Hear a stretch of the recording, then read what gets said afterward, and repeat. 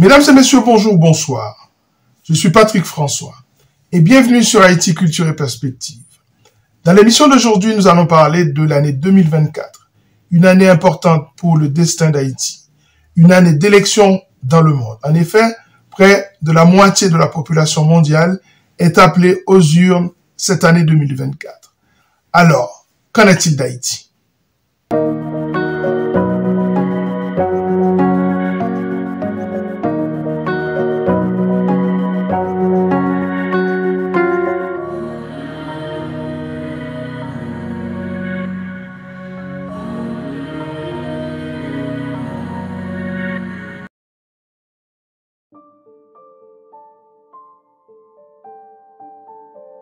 La moitié de la population mondiale est appelée aux urnes. Près de 70 pays organiseront une élection cette année. Qu'en est-il d'Haïti? Et la question encore plus fondamentale, les élections sont-elles la solution? Ou alors sont-elles plutôt le problème pour certains pays? Winston Churchill disait que la démocratie est le système le moins imparfait dans le monde. Cette affirmation sera mise à rude épreuve en cette année 2024.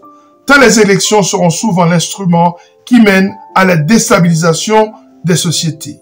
Il suffira qu'un seul candidat crie à la fraude pour que tout s'embrase. Et Haïti, quel est son avenir électoral? Quel est son avenir tout court? Et quel est l'avenir de ses ressources naturelles?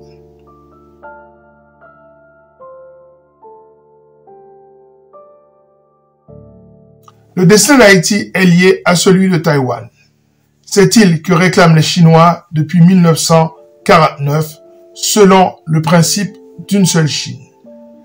À Taïwan, le Parti démocrate progressiste de Tsai Ing-wen et son candidat Lai Ching-te, dit William Lai, vient de remporter les élections du 13 janvier dernier, avec 40% des voix, malgré les menaces et les intimidations de Pékin.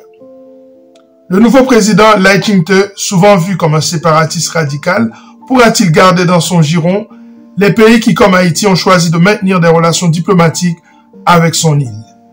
Il n'en reste plus que 12, dont le Vatican, le Guatemala et Haïti. Et au-delà de cela, c'est une question de choix tacite entre Washington et Pékin. Deux capitales livrées à une guerre politique et idéologique plus grande depuis plusieurs années. Quel sera le destin de Taïwan en cette année 2024 et au-delà? Haïti restera-t-elle dans le giron de Taïwan ou alors la Chine arrivera-t-elle à renverser le rapport de force afin de créer un désistement d'Haïti par rapport à Taïwan?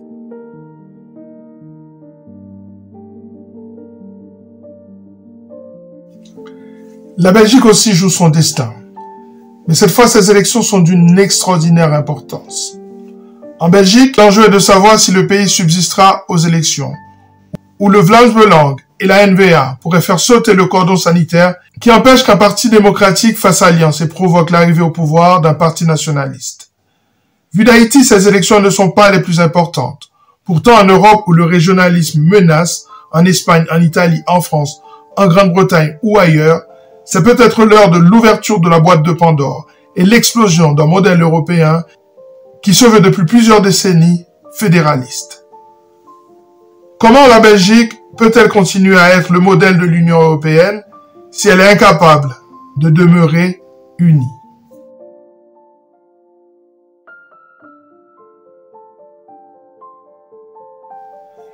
Les élections aux États-Unis sont plus importantes du point de vue d'Haïti. Les Haïtiens seront attentifs à ce qui se passe dans cette lutte pour le contrôle de la Maison-Blanche. Joe Biden a lancé un programme qui permet à la jeunesse haïtienne de fuir le pays et de le laisser à la merci des gangs, en sapate ou en cravate.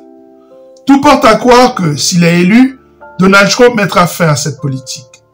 Sur le plan de l'ingérence, force est de constater qu'historiquement, les coups d'État en Haïti et les régimes les plus sanguinaires ont tendance à se produire davantage pendant le règne d'un président républicain. Hasard ou coïncidence? Mais d'aucuns vous diront qu'en matière de politique haïtienne, les démocrates ont été les plus cruels avec Haïti, en s'érigeant, comme Biden, Obama ou Clinton, en de faux amis. De ce côté-là, la bataille semble perdue d'avance pour Haïti, même s'il faut surveiller ces élections avec intérêt. Biden ou Trump, lequel de ces deux sera plus cruel avec Haïti?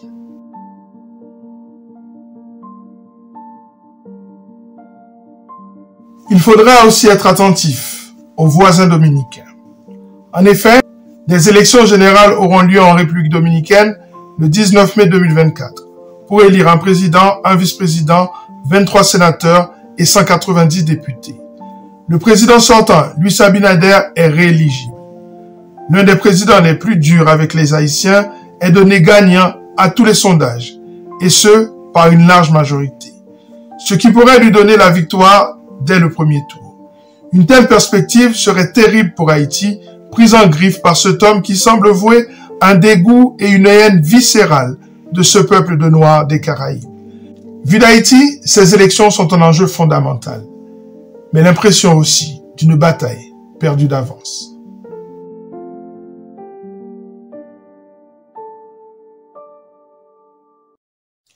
Il se passe quelque chose au Salvador qui pourrait intéresser les autorités haïtiennes. Au Salvador, par des méthodes certes autoritaires, le président Nayib Bukele a montré comment mater les gangs les plus redoutables du continent américain. Des leçons sans doute à tirer pour Haïti. Mais ce même candidat donné gagnant aux élections du 4 février prochain a fait un pied de nez à la démocratie en se représentant aux urnes, contrairement au dispositif de la Constitution. En effet, un président sortant n'a constitutionnellement pas le droit de se représenter aux élections. Mais le président Bukele a renouvelé la composition de la Cour suprême et celle-ci a autorisé sa candidature. Vu d'Haïti, ce que fait ce président autoritaire attire l'attention. Je vois déjà les Haïtiens dire « dictature ». Quelle dictature? Pourvu qu'on mette fin au règne des gangs. Mais justement, les gangs ou la dictature, lequel est le prétexte de l'autre?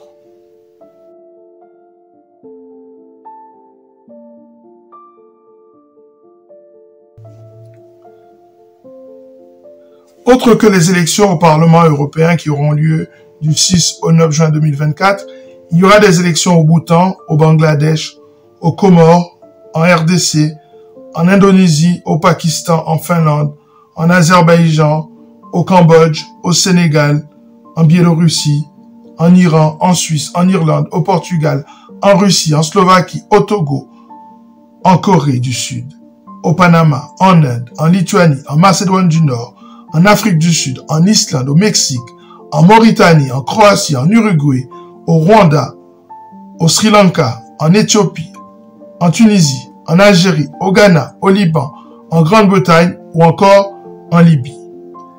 Je vous le disais, plus de la moitié de la population mondiale ira voter cette année, pour le meilleur ou pour le pire. Et Haïti?